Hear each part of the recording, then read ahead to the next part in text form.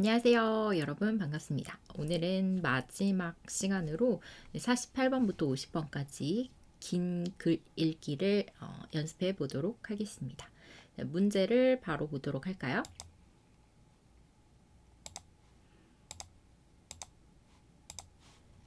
긴 글 읽기 48번부터 50번까지 이번 주까지 읽기 마지막 문제네요. 다음부터는 듣기 문제를 한번 풀어보도록 할게요.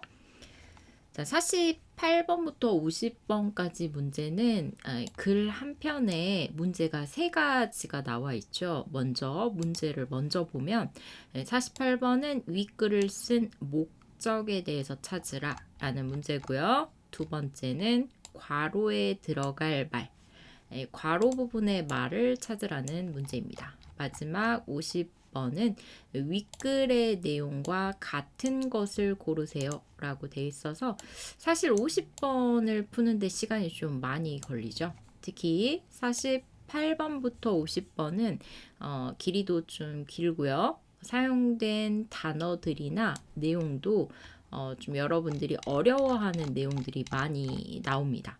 그러면 한번 보도록 하겠습니다. 자, 먼저 48번 이 목적 같은 경우는요, 여러분들이 앞에서 연습했던 주제 찾는 방법과 동일합니다. 주제 찾기와 비슷한 방법으로 푸시면 돼요.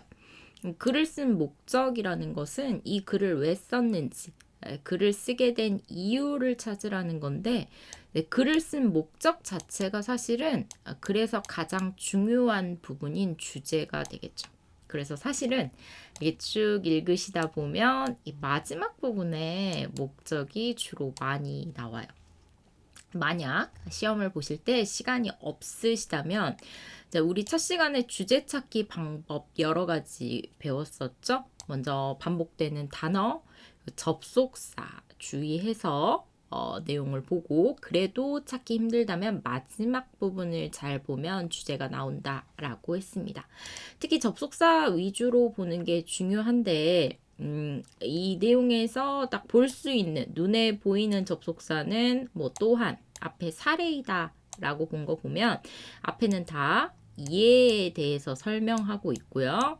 또한 사례, 다른 사례에 대해서 설명하고 있겠죠.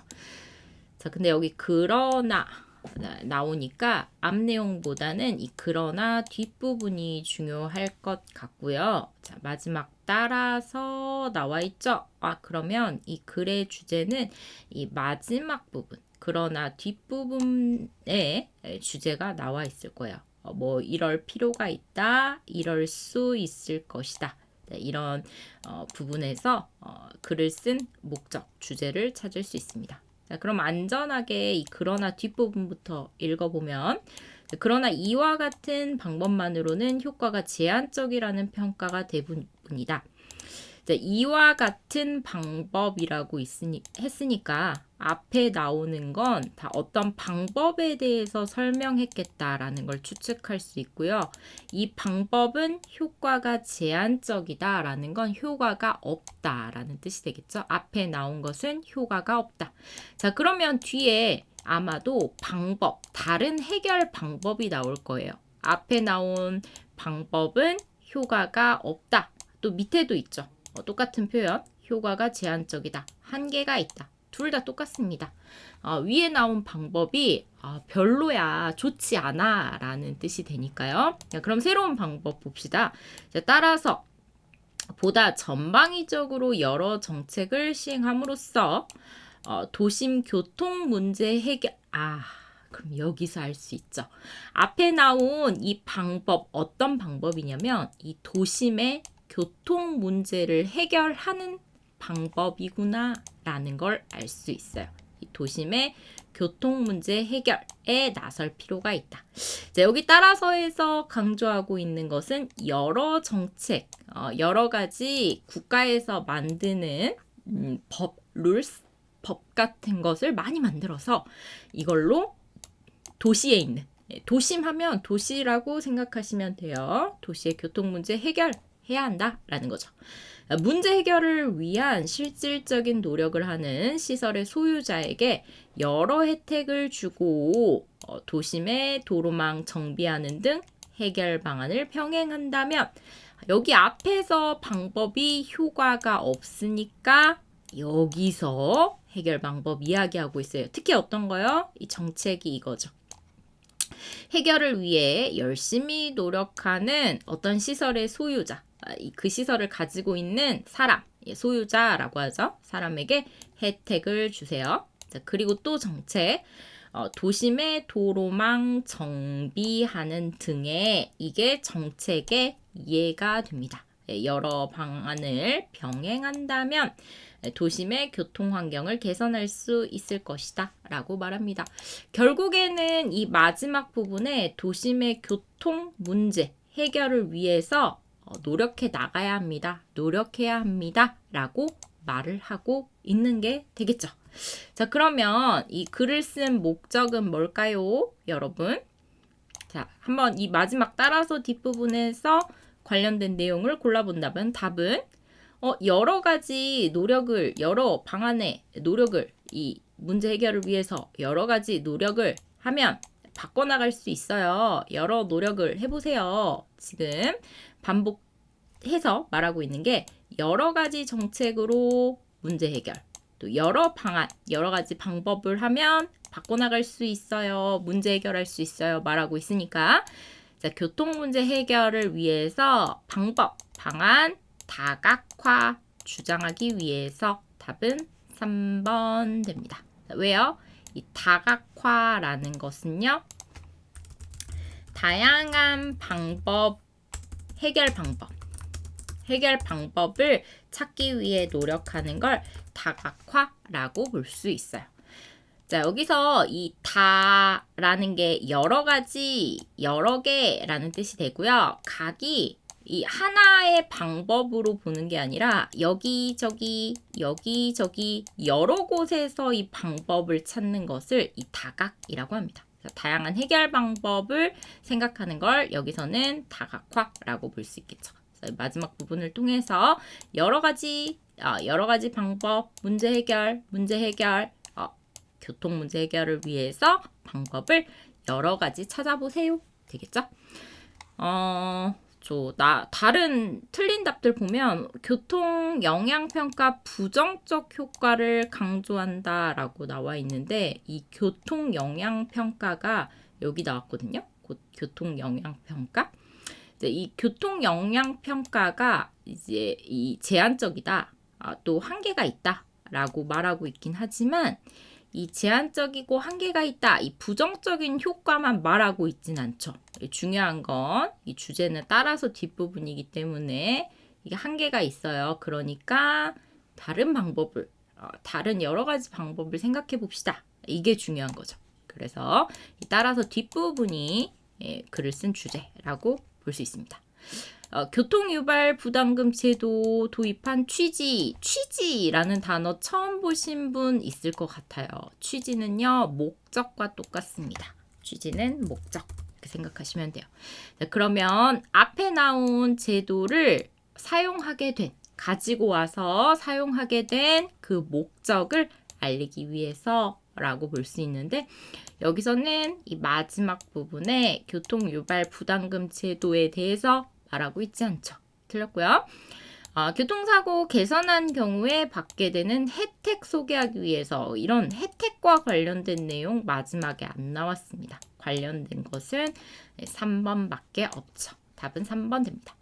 자, 그럼 여러분 여기서 할 수 있는 게 뭐예요? 글을 제가 위에서부터 읽지 않았지만 여러분들이 접속사나 연결 표현에 좀 익숙해지시면 이 문제에 따라서 좀 더 글을 빨리 이해하거나 빨리 풀고 넘어가는 방법을 좀 알게 됩니다. 자, 다음에 괄호 안에 들어갈 말 가장 알맞은 것을 찾으세요 라고 했는데 제가 이전에 앞에서 이 괄호 안에 들어갈 말 찾을 때는 먼저 이 괄호가 있는 이 문장이 중요하다고 했어요. 그리고 이 괄호 안에 들어갈 내용을 추측하기 위해서는 이 문장 안에서 먼저 이해하고요. 이 뒤 부분을 통해서 이 괄호 안에 들어갈 내용을 추측하면서 풀 수 있다고 했었죠. 한번 볼까요? 이 평가 결과를 반영해 이 나왔으니까 앞에 뭔가 평가 결과가 나오겠죠. 뭔가를 평가하겠죠. 이 평가 결과를 반영해서 이 반영한다는 것은 그 평가 결과를 가지고 와서 그 결과를 뭔가 다른 일을 할 때 사용한다는 겁니다. 이 평가 결과를 가지고 와서 사용했을 때 건축물과 지하철, 버스 등 대중교통수단의 연계성을 높여 대중 이용을 유도함으로써 띠리리리 하는 것이 대표적인 사례이다. 그럼 여러분 보세요. 이 평가 결과를 반영해. 조금 쉽게 이용하면 이용해 라고 생각하셔도 돼요. 무엇을 반영해. 이것을 이용해 또는 고려해 이렇게 생각하셔도 됩니다. 이런 결과를 고려해서 건축물, 이런 대중교통수단 연계성, 서로 연결된다는 거죠. 건축물과 이 교통수단이 서로 연결된다는 걸 높여서 대중교통 이용을 유도해요.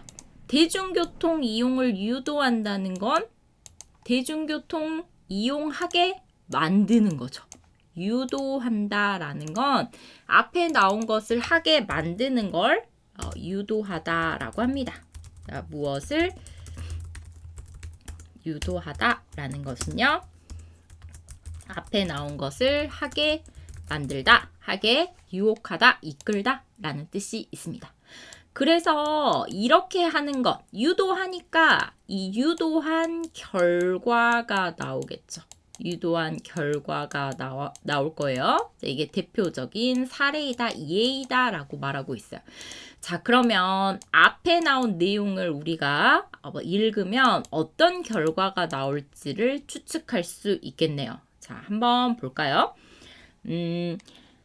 도심의 교통 혼잡 문제가 심화되면서 도심의 교통 혼잡 문제는 도시에 사는 사람이 많아지니까 도시에 사는 사람이 많아지면 자동차도 많아지고 그러면 길이 막히는 경우가 많죠. 교통이 너무 불편해져요. 이게 심화된다라고 말하고 있습니다. 자, 그러면서 새로운 건축물을 짓는 경우 사전에 교통 영향 평가를 받도록 하고 있다. 자, 길이 막히는데 건축물까지 막 짓고 있어요. 그러면 건물을 짓기 위해서는 필요한 재료들을 또 가지고 가야 되고 그 건물을 짓는데 주변에 사람들이 막 많이 있잖아요. 그러면 더 교통 혼잡 문제가 더 심화될 수밖에 없겠죠.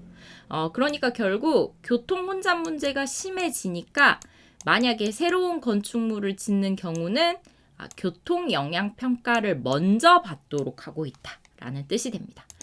여기 나온 사전에라는 건요. 어떤 일을 하기 전에 먼저 미리라는 뜻이 있어요. 어떤 일을 하기 전에 먼저 미리 교통 영향 평가를 받도록 하고 있다라고 되어 있죠. 볼게요.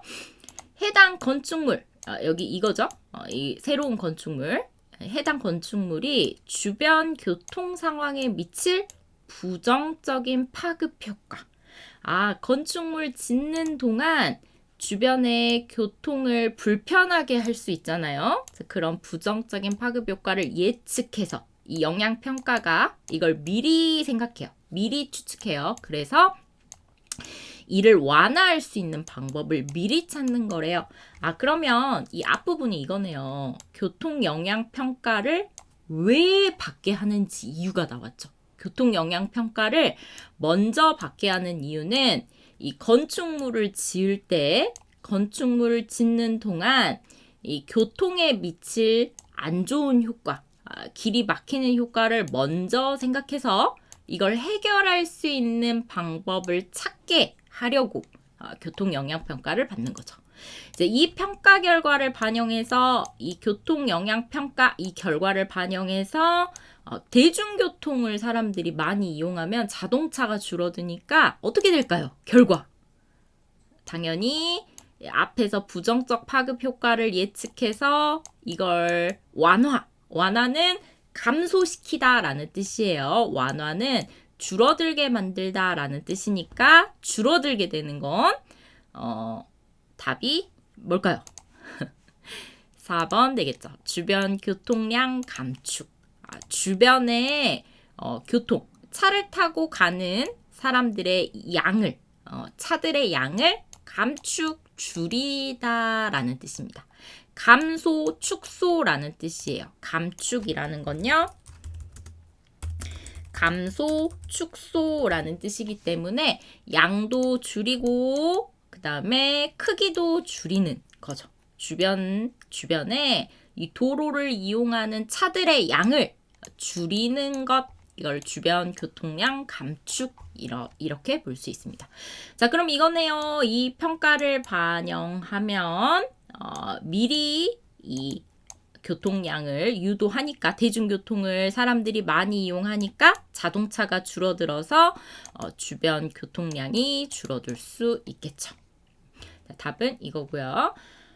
또한 있으니까 또한 교통혼잡 유발하는 시설의 소유자에게 교통을 막 복잡하게 만드는 그 시설의 이 건축물의 소유자, 그 주인들에게는 교통유발 분담금을 부과하기도 한데요. 이걸 내라고 세금이죠. 세금을 내라고 세금을 주기도 한대요. 그러면 내용이 이렇게 됩니다. 도시의 교통 혼잡 문제가 심각하죠. 그래서 이걸 해결하기 위해서 도심 교통 혼잡 문제 해결하기 위해서 방법 첫 번째, 교통 영향 평가를 받게 하는 것. 두 번째는 교통 유발금을 내게 하는 것. 이 두 가지 방법을 지금 하고 있어요. 자, 그런데 뒤에 내용 보니까 그러나 이와 같은 방법 앞에서 방법 위에 방법이 나오겠다라고 이야기를 했었는데 여기서 보니까 이 방법은 두 가지죠. 이 교통 영향 평가를 받는 방법, 이 교통 유발 분담금을 내는 방법. 이런 방법만으로는 효과가 제한적이라는 건 효과가 100%가 아니라 20, 30% 조금밖에 안 됩니다. 결과가 좋지 않습니다. 라는 뜻이 됩니다. 자, 이런 평가가 대부분이에요. 유입 인구의 증가. 자, 여기 나오는 유입 인구라는 건 도시로 들어오는 인구예요. 그러니까 다른 곳에서, 도시가 아닌 곳에서 도시로 들어오는 인구가 많아져서 발생하는 교통 정체를 막는 데 한계가 있다. 여기서 이 교통의 정체라는 건 이 교통 혼잡이랑 똑같습니다. 차가 많아서 막히는 현상을 교통 정체라고도 하고요. 교통 혼잡이라고도 합니다. 교통 정체, 교통 혼잡 의미가 비슷해요. 차가 너무 많아서 갈 수 없어요. 계속 기다려요. 교통정체, 교통혼잡 이렇게 볼 수 있죠. 자, 이런 걸 막는데 한계가 있습니다. 다 제대로 해결할 수 없다는 거죠. 그래서 따라서 해결 방법 밑에 나와 있었죠. 어떻게요? 여러 정책을 한 가지 말고 여러 가지 정책이 필요해요. 그리고 이런 여러 방안을 같이 해야 합니다. 그래야 이 교통 환경을 더 좋은 방법으로 바꿀 수 있어요. 개선하다는 바꿔나가다, 좋은 방향, 좋은 방법으로 바꾸다 라는 뜻이 되겠죠. 여기서 또 어려운 단어가 이 전방위적이라는 단어 모르실 것 같아요. 전방위적이라는 단어도 한번 정리해 볼게요.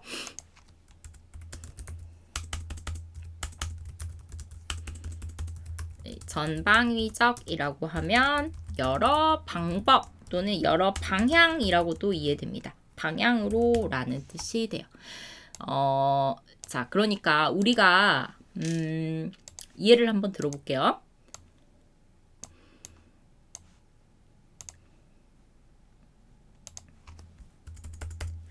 자, 여기에서 이 방위라는 건 뭐냐면 이 동서남북 같은 이 우리가 갈 수 있는 그 방향을 가리킵니다.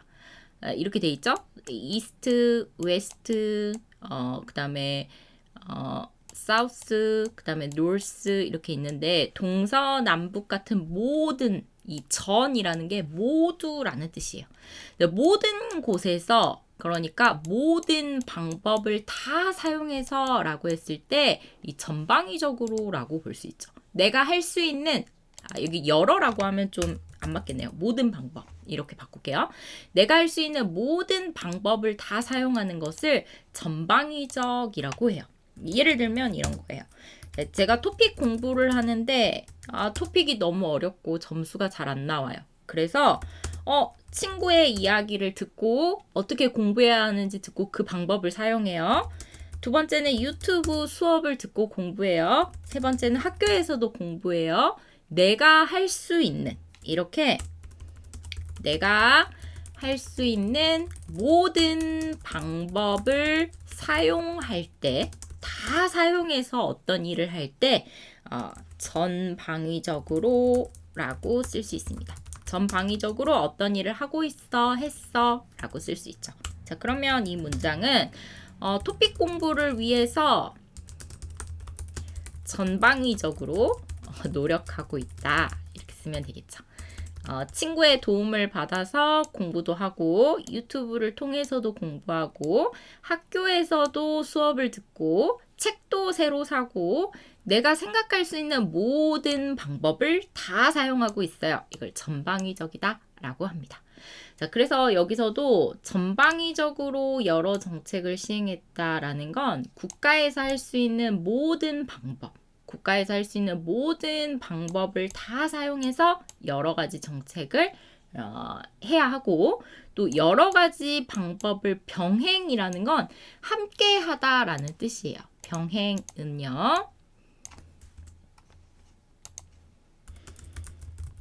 병행하다라고 했을 때 이때는 사람과 함께 하는 게 아니라 한 가지 방법뿐만이 아니라 여러 방법을 함께 사용하다라는 뜻이에요. 여러 가지 방법을 함께 사용해서 우리가 어떤 일을 할 때 병행하다라는 단어를 씁니다. 예를 들면 이렇게 돼요.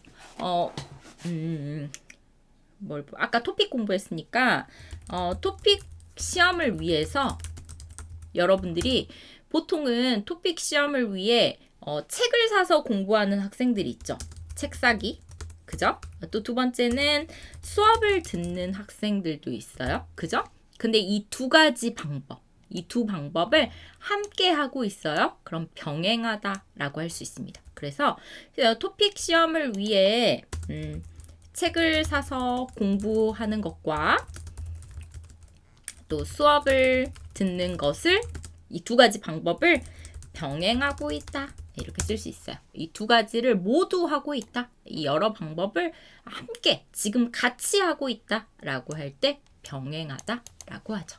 여기서도 이 한 가지 방법을 하지 말고 여러 가지 방법을 지금 같이 한번 사용해 보세요. 병행해 보세요. 그러면 조금씩 개선, 더 좋은 방법으로 바뀔 거예요 라고 볼 수 있겠죠.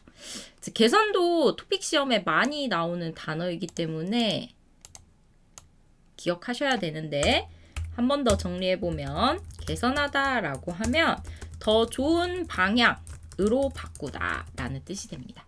걔 바꿔야 어떻게 해요? 더 좋게 문제를 해결하면서 더 좋은 방법으로 바꿀 때 개선하다 라는 단어를 쓰죠. 여기까지 단어 봤고요. 그래서 49번의 답은 4번이 되겠습니다. 자, 이번에 교통정체 유발되다라는 것은 교통정체가 더 심해지다, 만들어지다라는 뜻이니까 일단 틀렸고요. 3번의 주차장 관련된 내용은 여기 위에서 안 나왔었죠. 이 부분에서 주차장 관련된 거 안 나왔으니까 틀렸고요. 자, 건축 기간과 관련된 것도 안 나왔어요. 건축을 할 때는 교통 영향 평가를 받아서 이 교통 혼잡 그 다음에 부정적인 문제를 줄여야 한다. 대중교통을 이용하면 더 교통 혼잡 문제가 해결된다 라는 내용으로 연결되어야겠죠. 자, 마지막 50번 문제 보도록 하겠습니다. 마지막 문제네요. 자, 내용을 먼저 1번부터 4번을 먼저 보시면서 확인을 한번 하면 좋은데, 내용에서 다 교통영향평가, 교통혼잡 해결, 교통혼잡 이런 내용이 나와 있으니까 여러분들이 위에 글을 읽기 전에 이 문제는 교통과 관련한, 특히 교통이 너무 복잡한 트래픽잼에 관련된 내용이겠구나 라는 걸 추측할 수 있겠죠. 자, 그럼 이거 같은 단어 빼고 남은 부분을 한번 보면 1번 교통평가 도심에 건축물 짓고 난 후에 한다. 네, 여기서 만약 시간이나 장소가 나오면 그게 중요한 정보가 돼요. 건축물을 짓고 난 다음에 후에 한다 라는 내용. 2번은 교통영향평가는 도심에 유입된 인구를 늘리기 위해, 무엇 하기 위해 라는 건 교통영향평가를 왜 하는지, 교통영향평가를 하는 목적이 되겠죠. 인구를 더 많아지게 만들려고 한다 라고 되어 있고요. 자, 곧 교통혼잡 해결을 위해 노력하는 건축물 소유자는 혜택을 받고 있다. 뭔가 혼잡 해결을 위해서 노력하는 건축물 소유자에게 뭔가 혜택, 좋은 이익이죠. 베네핏, 이익을 준다 라는 뜻이 되죠. 자, 마지막 혼잡을 일으키는 시설 소유자. 이거 반대네요. 교통 혼잡 해결하려는, 이거 해결을 위해 노력하는 소유자, 교통 혼잡을 일으키는 소유자, 반대죠. 이런 소유자는 부담금, 돈, 세금을 내야 한다 라는 내용이 되겠죠. 자, 그러면 여기에서 중요한 거는 이거 시간, 건축물을 짓고 난 후, 두 번째는 교통영향평가의 목적, 인구를 늘리는 것.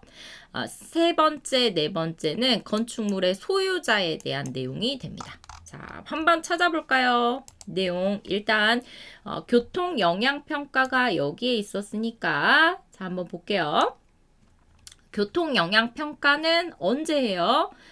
새로운 건축물을 짓는 경우 사전에 먼저 하죠. 건축을 짓기 전에 먼저 해요. 그래서 이걸 먼저 예측을 해서 완화할 수 있는 방법을 찾는 것이다 라고 했으니까 사전에 합니다. 그리고 미리 예측해 봅니다 라는 걸 통해서 1번 틀린 것 확인할 수 있습니다. 건축물을 짓고 난 후가 아니라 건축물을 짓기 전에 합니다 라고 해야겠죠. 짓기 전에 먼저 합니다. 미리 합니다. 1번 틀렸어요. 자, 두 번째. 자, 이거 왜 하죠? 여기 뒤에 목적 나와 있었죠. 이 교통영향평가는 부정적인 영향을 미리 추측을 해서 이 건축물이 교통에 교통 혼잡에 주는 영향을 줄이기 위해 합니다 라고 했기 때문에 여기 부분에서 2번 틀린 것도 확인할 수 있습니다. 인구를 늘리기 위해서가 아니라 부정적인 영향을 미리 추측해서 교통 혼잡 문제를 줄이기 위해서 한다 라고 볼 수 있겠죠. 자, 건축물 소유자 여기 있었어요. 이 소유자라는 것 여기 나왔었죠. 한번 볼까요? 교통 혼잡을 유발하는 시설의 소유자. 자, 혼잡을 유발한다 라고 했으니까 이 혼잡 유발하는 게 여기 있는 4번 내용입니다. 교통 혼잡을 일으키는 게 혼잡을 유발하는 것과 같은 의미예요. 교통 유발 부담금을 부과하는 제도, 부담금 내게 만들어요. 이거 그대로 나와 있죠. 그래서 답은 4번이 되고요.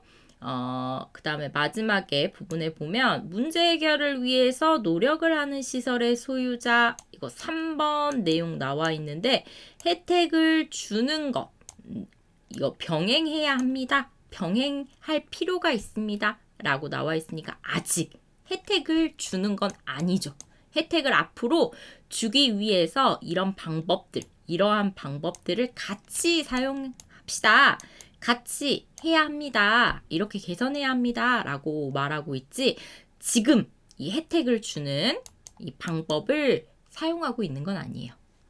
병행한다면 이라는 것 자체가 앞으로 한번 해본다면 가정이죠. if라는 뜻의 가정이기 때문에 한다면, 다면 뜻 자체가요. 그래서 아직은 이 혜택을 주고 있지 않습니다.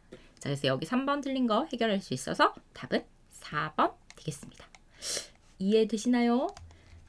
여기까지만 보면 좀 아쉬울 것 같아서 48번부터 50번 긴 글 쓰기 문제를 몇 가지 더 한번 같이 보도록 할게요. 자, 이번에 아까 제가 보여드렸기 때문에 여러분들이 한번 먼저 보고 답을 한번 추측을 해보시겠어요? 시간 되시는 분들은 지금 이 영상을 잠깐 멈춰두시고 한번 먼저 문제를 풀어보시면 좋을 것 같아요. 똑같이 글을 쓴 목적 나와 있고요. 두 번째는 괄호 안에 들어갈 말. 똑같죠? 내용이 비슷하죠? 48, 49, 50번. 문제 유형은 같습니다. 자, 마지막 세 번째는 윗글에 대한 내용과 같은 것인데, 자, 내용을 일단 아까처럼 보면 예술인 복지법, 그 다음에 예술인 나와 있으니까 뭔가 예술하는 사람을 위한 복지법 이런 내용이겠죠. 자, 제가 아까 뭐라고 말씀드렸죠? 만약 시간과 관련된 내용 또는 장소 관련된 내용이 나오면 그거 잘 봐야 한다 이렇게 말씀드렸죠. 그래서 내용 보시면요. 한번 신설은 새로 만들어지는 걸 신설이라고 합니다. 단어를 먼저 조금 정리를 한번 해보면 신설이라는 건 새로 만들다 라는 뜻이고요. 옆에 나온 개정하다, 개정이라는 것은 고치다, 바꾸다 라는 뜻이에요. 어떤 법이나 방법을 바꾸는 걸 개정하다 라고 하죠. 한번 신설된 후에 개정된 적 없다 라고 되어 있으니까 바뀐 적이 없다 라는 뜻이 되겠죠. 이게 중요하겠네요. 바뀐 적이 한 번도 없다 라는 거. 두 번째, 예술 분야에서 종사하는 사람의 수가 늘고 있다. 그러면 예술 분야에서 종사하는 사람이라는 것은 밑에 나와 있는 예술인이라는 뜻입니다. 예술하는 사람들이 많아지고 있다. 수가 늘어나고 있다라는 뜻이 되죠. 늘고 있다. 볼 수 있고요. 여기서 여러분들이 이것 표현 알아두시면 좋아요. 무엇에 종사하다라는 건 일하다라는 뜻입니다. 주로 직업과 관련해서 말할 때 무슨 일 하세요? 이렇게 말할 때 자, 어디에 종사하다라는 표현을 쓸 수 있어요. 제가 여러분들을 가르치는 선생님이잖아요. 그죠? 그래서 앞에 주로 분야가 나옵니다. 분야. 선생님이라는 직업은 education, 교육이잖아요. 그죠? 분야, 교육이라는 분야를 넣고 교육에 종사하고 있습니다. 라고 쓸 수 있어요. 주로 하는 일과 관련해서 말을 할 때 무엇에 종사하다 라는 단어를 써요. 네, 다음에 볼게요. 3번. 3번은 올해부터 시간 나왔죠? 이거 중요해요. 올해부터 예술인은 활동을 반드시 증명해야 지원을 받을 수 있다. 그럼 올해부터는 증명이 필요하겠네요. 증명을 해야만 지원을 받습니다. 라는 거죠. 올해부터 라는 부분이 여기서는 중요해요. 시간 부분. 자, 다음에 갈게요. 4번. 2012년에 예술인 복지법은 현장의 실상을 반영하는 데 한계가 있다 라고 나와 있습니다. 네, 여기서도 시간 나와 있죠. 2012년 실상 반영 한계. 아까 한계라는 건 잘하지 못한다. 문제가 있다 라는 뜻이었죠. 문제가 있습니다. 2012년에는 문제가 있어요. 시간 잘 봐야겠죠. 자, 여기까지 내용 한번 실상도 한번 볼까요? 실상. 이것도 알아두시면 좋아요. 실상은 실제 모습이라는 뜻이에요. 지금 현실의 모습.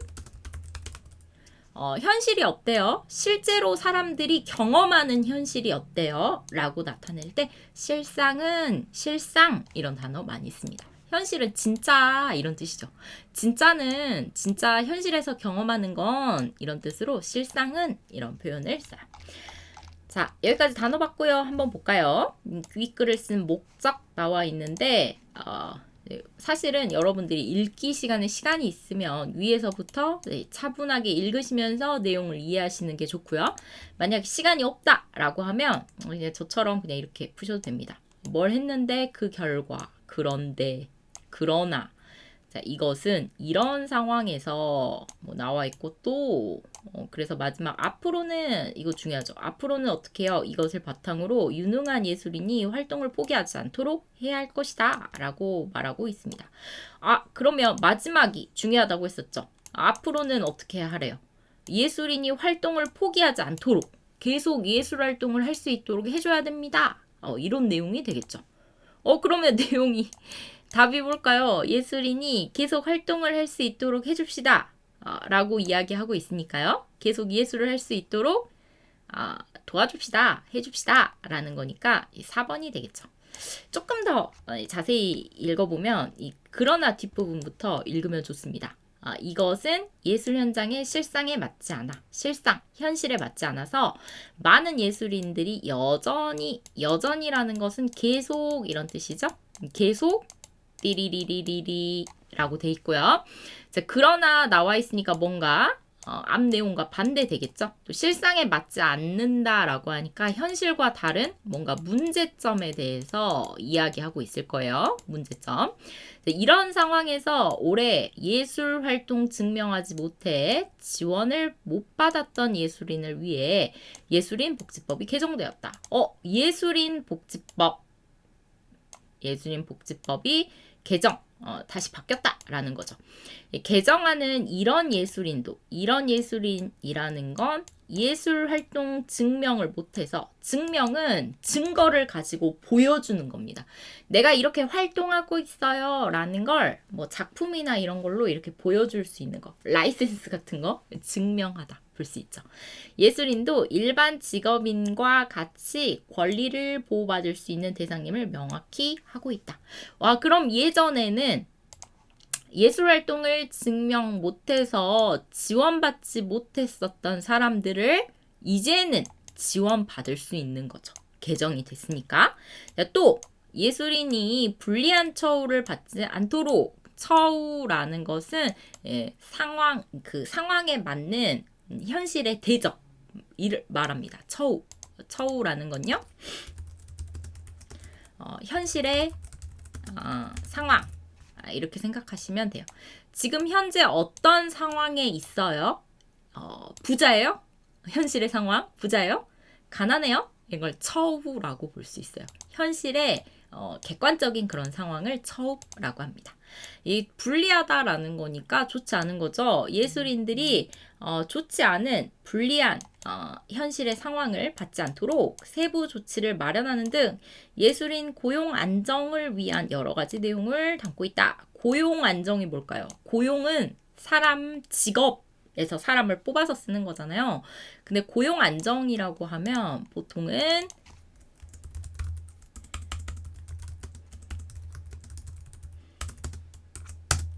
일자리가 안정된 상황을 고용 안정이라고 해요. 그러면 돈도 안전하게 받을 수 있겠죠. 돈을 받는 게 이렇게 많았다가 줄어들었다 하지 않고 일정한 금액을 계속 받을 수 있게 해주는 걸 고용 안정이라고 합니다.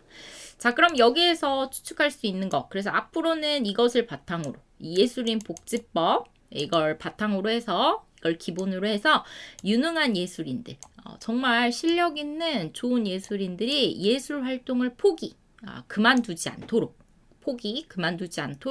도와줘야 합니다. 라는 거니까요. 여기서 결국 말하고 있는 건 뭐예요? 위의 내용에서 다 예술인 복지법이 지원을 받을 수 있게 도와주고 있고 또 고용 안정을 위해서 도와주고 있으니까 모두 다 이 돈과 관련된 내용이 나와 있죠. 예술인의 생활 보장, 좀 더 안정적으로 돈을 벌면서 안정적으로 생활할 수 있도록 도와줘야 합니다. 4번이 답이 되겠습니다. 여러분들이 좀 어려울 수 있었던 거, 뭐, 예술 발전에 대해서 말하는 건 아니죠? 복지법에 대한 거니까 창작 활동에 대해서 설명하는 것도 아니었어요. 예술 활동을, 창작하는 활동을 계속 할 수 있도록 돕자. 계속 포기하지 않도록 돕자라는 거니까 창작 활동 자체를 설명하는 게 아니라 창작을 포기하지 않도록 돈을 좀 지원을 해주자, 좀 도와주자라는 내용이에요. 그래서 생활보장이라고 볼 수 있겠죠. 목적은 4번이 됩니다. 자, 넘어가서 한번 볼게요. 자, 이번에 괄호 안에 들어갈 내용. 이 괄호 안에 들어갈 내용인데 중요한 건 이거였어요.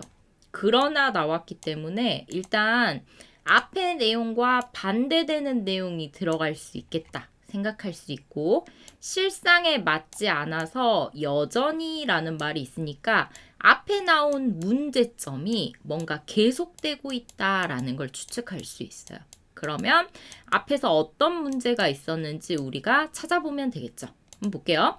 예술인은 독창적인 문화를 창조하고 또 고유한 문화를 보존하는 동시에 예술 활동을 업으로 삼아 수익을 내서 생활하는 사람이다. 와, 지금 어려운 단어가 너무 많이 나왔네요. 자, 볼게요.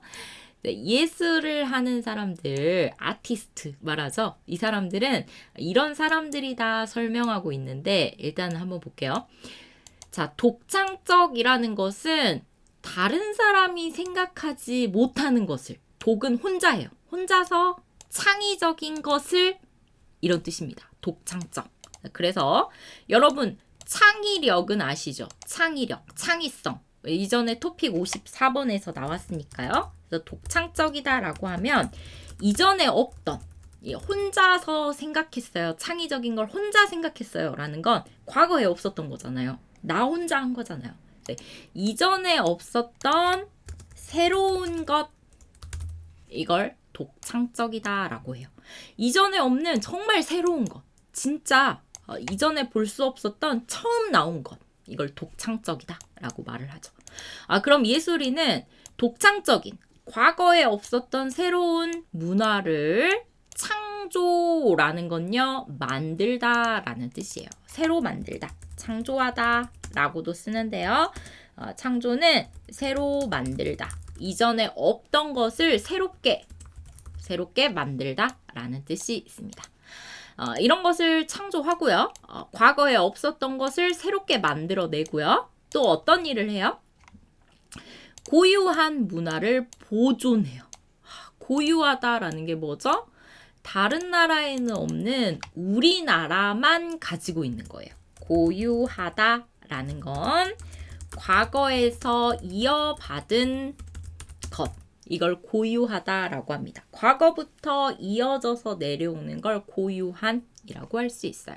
이제 보존하다 무슨 뜻이죠? 지키는 걸 보존하다라는 거죠. 보존하다. 이걸 잘 지키다. 없어지지 않도록 잘 지키는 거예요. 이 동시에라고 되어 있으니까 뿐만 아니라 똑같죠.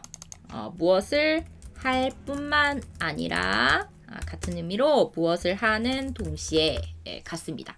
자, 그럼 만들어 볼게요. 예술인이라는 사람은 과거에 없었던 문화를 새롭게 만들기도 하고 과거부터 이어져 내려온 조상들이 사용했던 과거에 우리나라만의 문화를 잘 지킬 뿐만 아니라 예술 활동을 업으로 삼아서 수익을 내 생활하는 사람입니다. 수익은 아시죠, 여러분? 수익은 돈이에요, 돈. 내가 얼마나 벌어요? 이게 수익이라고 합니다. 자, 그런데 여기 앞에 나온 무엇을 업으로 삼다라는 게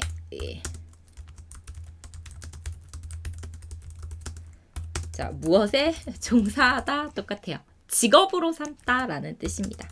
자, 무엇을 직업으로 하다, 직업으로 갖다, 직업으로 삼다 같은 뜻이 있어요. 업으로 삼았어요 라는 건 앞에 나온 것이 나의 직업입니다 라고 말을 할 때 업으로 삼았습니다, 종사합니다, 직업으로 갔습니다 라고 볼 수 있죠.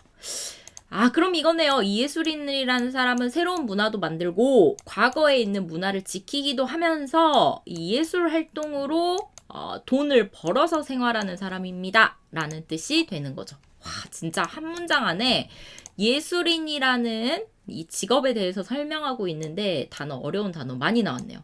이거 꼭 정리해 주시면 좋겠습니다. 자, 그런데 나와 있으니까요. 앞의 내용과 뭔가 다른 내용이 나올 거예요. 그런데 많은 예술인이 기본 생활이 불가능한 적은 수입 탓에 예술활동 포기한다. 여기에서 문제점이 나왔군요. 많은 예술인들이 예술활동을 포기해요. 앞에서도 이 예술활동을 그만둔다, 포기한다 라고 나와 있었죠. 이유가 이 수입 때문입니다. 돈을 잘 못 벌어요. 기본 생활이 불가능하다라는 건 뭐냐면 기본 생활은 이렇게 밥을 먹고 잠을 자고 이런 걸 기본 생활이라고 해요. 살기 위해서 꼭 필요한 것, 이걸 기본 생활이라고 합니다. 우리가 일하러 가려면 옷이 있어야 되죠. 그래서 옷, 또 일하러 가려면 교통비 있어야 되죠. 이런 교통비, 그다음에 우리가 살기 위해서 집도 있어야 되고 밥도 먹을 수 있어야 되는데 이걸 못할 정도의 그런 가난한 삶을 기본 생활이 불가능한 적은 수입이라고 볼 수 있죠. 이것 때문에 탓에 이제 문제점이죠. 이것 때문에 예술 활동을 그만둔다는 거죠. 문제가 있네요. 자, 그 결과 그래서 어떻게 돼요? 앞에 문제 때문에 예술인이 감소하며 예술 활동을 하는 사람들이 줄어들고요. 고령화. 나이 든 사람들만 많아요. 예술 활동하는 예술인들이 나이가 많은 사람들만 남게 되는 현상이 나타나고 있어요. 라고 볼 수 있겠죠. 계속 볼게요. 2011년에는 연도 나와 있네요. 생활고로 한 작가가 사망하는 사건까지 일어났다. 이거 너무 슬픈 일이에요. 생활고라는 것은 생활이 힘든 현상이에요. 이 기본 생활이 불가능해서 생기는 걸 생활고라고 합니다. 생활이 어려움. 그러니까 먹고 자고 이런 기본 생활이 돈이 없어서 기본 생활이 힘든 상황을 생활고라고 해요. 너무 가난할 때 보통 생활고를 겪습니다. 이 고가 고통, 힘듦 이런 뜻인데 생활하기가 어려워서 힘든 것, 생활하기가 어려워서 고통스러운 것, 이거 생활고라고 하죠. 배고파요. 밥 먹을 수 없어요. 생활고. 옷 입을 게 없어요. 생활고. 이렇게 볼 수 있겠죠.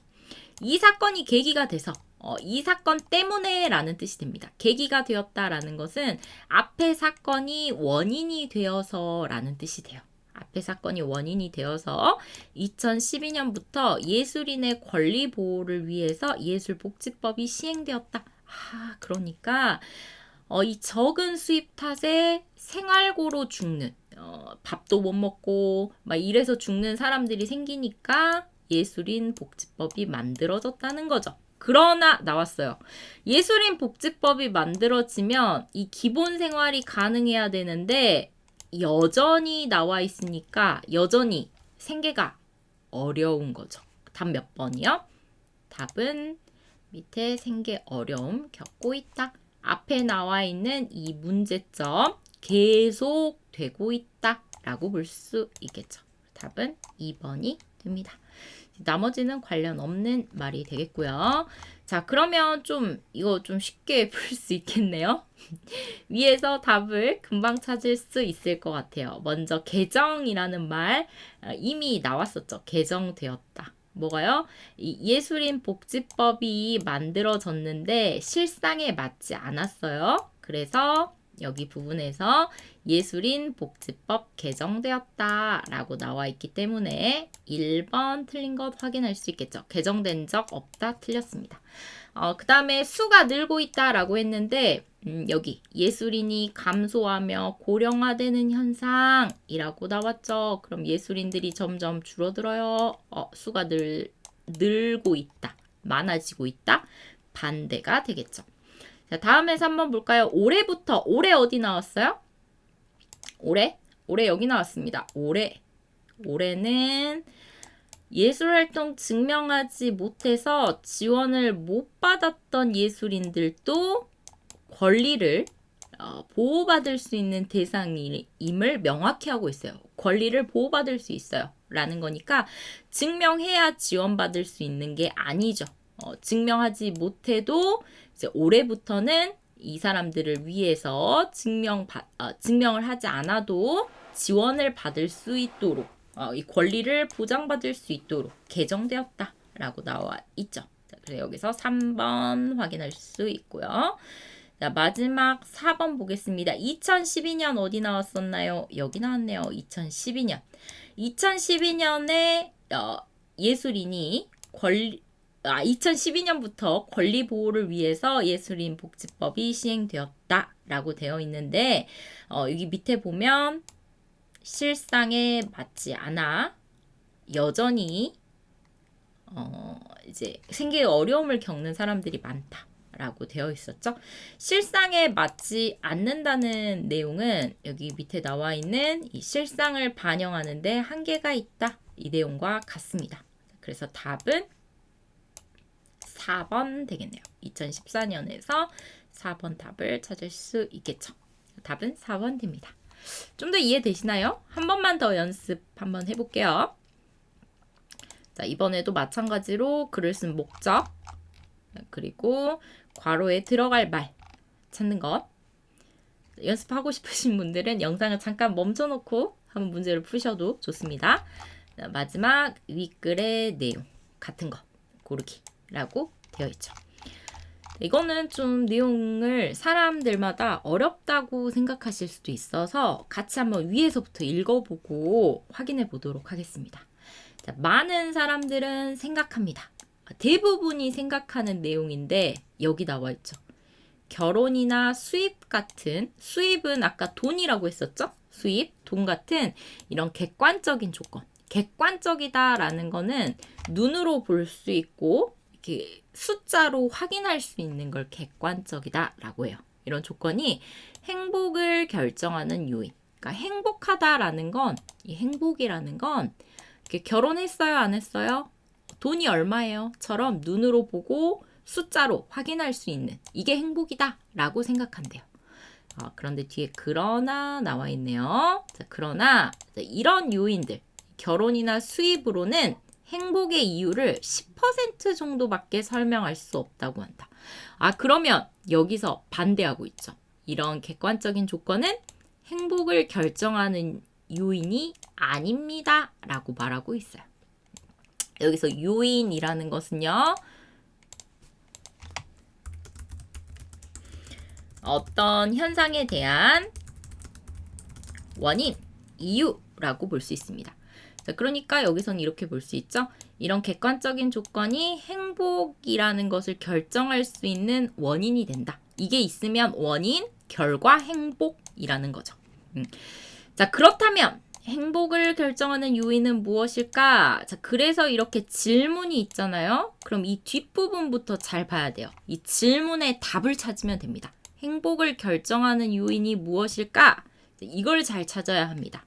자, 답은 여기 있어요. 따라서 행복하려면 행복이 무한한 것이라는 믿음을 가질 필요가 있다. 행복에 대해서 무한하다라고 믿을 필요가 있대요. 이런 생각만으로 행복감은 증대될 수 있으며 증대는 많아지고 커진다라는 뜻입니다. 증가, 커진다 라는 뜻이기 때문에 많아지고 커진다 라는 뜻이고요. 자신이 어떻게 할 때 행복해지는지에 집중할 수 있게 되기 때문이다. 그래서 마지막 행복을 결정하는 요인은 행복이 끝이 없다. 행복이 계속된다 라는 믿음이 필요합니다. 이걸 가질 필요가 있습니다 라는 거죠. 그리고 이 가운데 부분에서 왜 이게 필요한지 설명을 하고 있어요. 자, 그러면 글을 쓴 목적, 이 마지막 부분이죠. 이런 믿음은 마음의 believe, 마음의 상태니까요. 그런 마음을 가질 필요가 있다라는 거라서 행복에 대한 관점 생각이에요. 생각, 태도, attitude, 태도, 변화를 유도하려고 3번이 답이 됩니다. 왜요? 위에서 사람들이 행복은 객관적인 조건이라고 했는데 이게 아니라 행복은 끝이 없다라는 믿음을 가질 때 행복할 수 있습니다. 이런 생각으로 바꾸세요 라고 말을 하고 싶어서 이 글을 쓴 거겠죠. 자, 그럼 이 중간에 한번 이해해 봅시다. 그것은 행복을 결정하는 요인, 그것은 행복에 대해 가지는 믿음과 태도이다. 여기서도 한 번 더 말을 하고 있네요. 행복에 대해 가지는 믿음과 태도. 행복이 무엇인지에 대해서 우리가 믿고 있고 생각하는 것, 이게 행복을 결정한다는 거죠.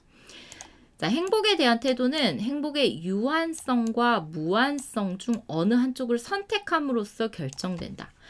그러면 두 가지가 있네요. 행복을 결정하는 태도 중에 하나는 행복이 유한하다라는 것이 있고 하나는 무한하다라는 게 있습니다. 단어 잘 보셔야 되는데요. 이 유한과 무한은 의미가 반대됩니다. 자, 내용을 한번 보면 유한성이라고 하면 이 유한하다라는 게 양이 정해져 있어요. 언젠가는 끝납니다. 양이 정해져 있다. 그래서 언젠가 다 사용하고 나면 끝난다 라는 생각을 유한성이라고 해요. 유한성. 자, 반대는요. 반대가 무한성이라고 하죠. 무한성은 양이 끝이 없어요. 끝이 없다. 아무리 써도 계속 써도 계속 사용할 수 있어요. 끝이 없다. 이게 무한성이라고 볼 수 있어요. 그래서 예를 들어 이렇게 생긴 거 있죠. 이런 거. 이걸 무한성이라고 생각하시면 돼요. 끝이 나지 않고 계속되는 거.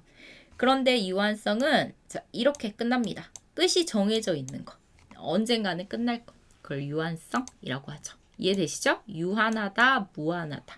뜻이 돼요. 사람은 언젠가 죽어요. 맞아요? 우리가 태어났다가 나이가 들면 언젠가 죽어요. 이런 걸 유한성이라고 해요. 사람은 언젠가 끝난다. 끝이 있어요. 유한성이라고 하는 거죠. 이 세상에 존재하는 행복에 띠리리 믿는 사람들. 그럼 이 두 가지 중에 하나를 믿겠죠. 유한성을 믿든지 무한성을 믿든지. 이 믿음과 태도라고 했으니까요. 자, 이런 사람들. 첫 번째. 이 세상에 존재하는 행복에 이것을 믿는 사람들은 첫 번째 어떻게 하는지 봅시다. 자, 이런 사람들은 항상 타인은 다른 사람이죠. 다른 사람이 행복한 정도를 예의주시하는 특징이 관찰되었다. 예의주시가 뭘까요? 예의주시가 계속 보는 거예요. 잘 관찰하는 걸 예의주시하다라고 합니다. 우리가 온 신경을 다 써서 잘 듣고 잘 보고 다른 사람의 태도를 잘 관찰하는 것을 예의주시라고 해요. 그래서 예의주시하다라고 하면 다른 것을, 다른 사람이나 다른 물건을 계속 잘 끝없이 관찰하다라는 뜻이 됩니다. 관찰하다, 계속 보다라는 거죠.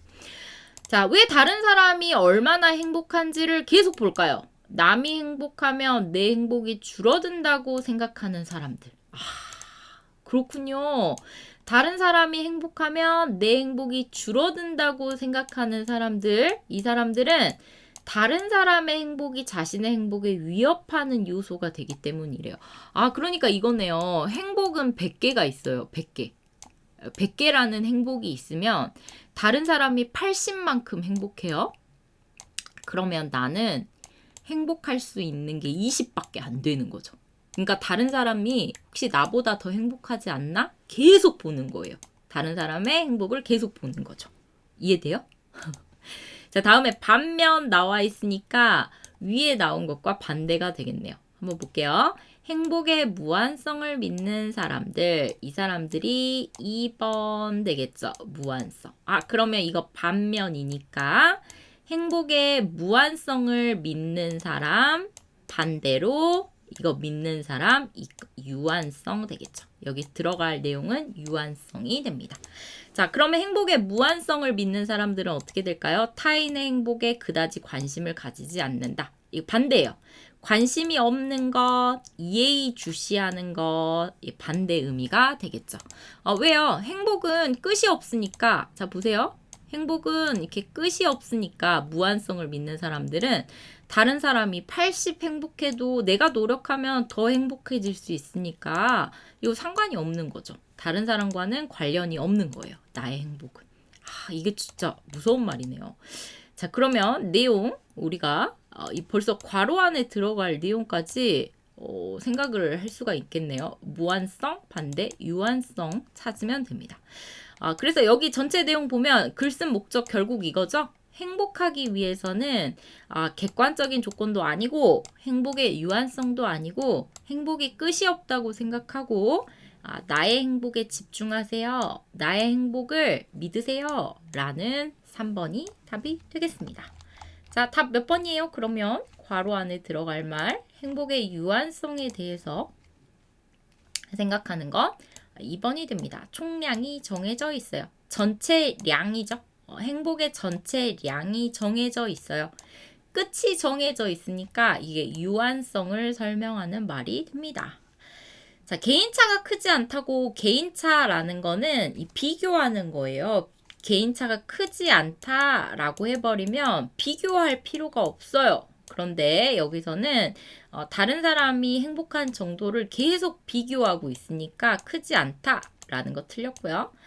다양하다고 행복의 양상에 대해서 어떤 게 행복이에요? 행복의 모습이 다양하다라는 게 아니라 행복의 양이 어느 정도 돼요? 라고 말을 하고 있는 거죠.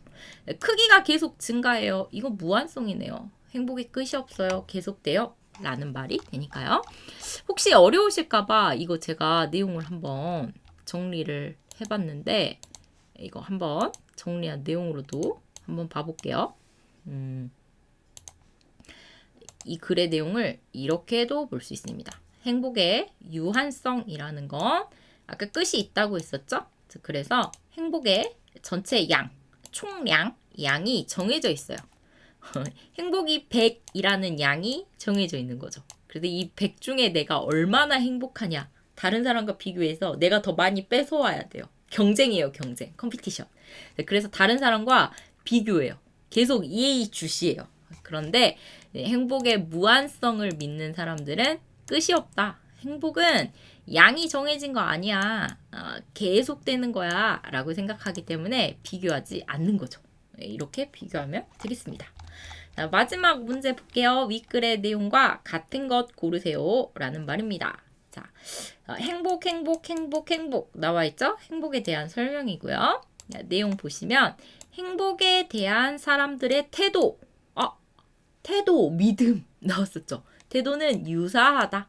유사하다는 비슷하다, 같다 라는 뜻입니다. 비슷하다, 같다 이렇게 보시면 돼요. 행복에 대한 사람들의 생각이나 믿음이나 그걸 대하는 그 방식은 비슷하다, 같다 라는 뜻이 되겠죠. 2번, 행복은 결혼 여부, 수입 정도의 영향을 많이 받는다. 자, 결혼 여부라는 것은 여부가 OX잖아요. 그래서 결혼을 했어요? 결혼을 안 했어요? 이걸 여부라고 합니다. 공부했어요? 안 했어요? 공부 여부라고 할 수 있겠죠. 그래서 앞에 명사 다음에 여부 붙이면 했나요? 안 했나요? 맞아요? 아니에요? 라는 걸 나타내요. 결혼을 했는지 안 했는지, 그리고 수입, 돈을 어느 정도, 얼마나 많이 버는지에 영향을 받는다. 라고 나와 있죠. 3번, 행복의 양이 유한하다 믿는 사람들. 이거 유한성이네요. 이런 사람들은 더 많이 행복합니다. 라고 나와 있고요. 마지막 4번, 행복이 무한하다고 믿는 사람들. 3, 4번 반대네요. 행복의 유한성, 행복의 무한성. 남과 잘 비교하지 않아요. 이미 여러분들 앞에서 제 설명을 잘 들으신 분들은 답이 몇 번인지 벌써 찾으셨을 것 같아요. 먼저 볼게요. 결혼, 수입 등의 객관적인 조건, 이런 요인들로는 행복의 이유를 10%밖에 설명할 수 없다고 한다. 나와 있으니까 결혼 여부나 수입 정도는 행복의 이유를 잘 설명할 수 없다 라고 말하고 있죠. 2번 틀린 거 확인할 수 있습니다. 영향을 많이 받는다. 아니에요. 영향을 10%면 진짜 조금이잖아요. 조금밖에 안 받는다 라고 볼 수 있죠. 자, 다음에 행복에 대한 태도는 유사한가요? 아니에요. 행복에 대한 태도는 행복의 유한성도 있고 무한성도 있으니까 유사하다라고 볼 수 없죠. 다르다라고 볼 수 있어요. 태도는 다르다. 유한성을 믿는 사람도 있고 태도가 무한성을 믿는 사람도 있죠. 자, 그 다음에 여기가 유한성을 믿는 사람들이었어요. 이게 3번이었죠. 유한성을 믿는 사람. 그리고 반면 행복의 무한성을 믿는 사람. 이게 4번이죠. 자, 그럼 볼게요. 유한성을 믿는 사람들은 어떻게 돼요? 타인이 행복한 정도를 계속 관찰한다라고 했었죠. 반대로 무한성을 믿는 사람들은 다른 사람의 행복에 관심이 없다라고 되어 있었어요. 다른 사람의 행복에 관심이 없으니까 별로 관찰 안 하겠죠. 비교하지 않는다. 여기서 확인할 수 있습니다. 답은 4번 되겠고요. 자, 그래서 마지막 부분 따라서 부분에 보면 행복하려면 무한할 거다. 행복이 무한하다라고 믿어야 행복은 증대될 수 있다. 많아질 수 있다. 라고 말하고 있으니까요. 이 부분에서 3번 행복이 유한하다라고 믿는 사람들은 더 많이 행복하다 틀렸습니다.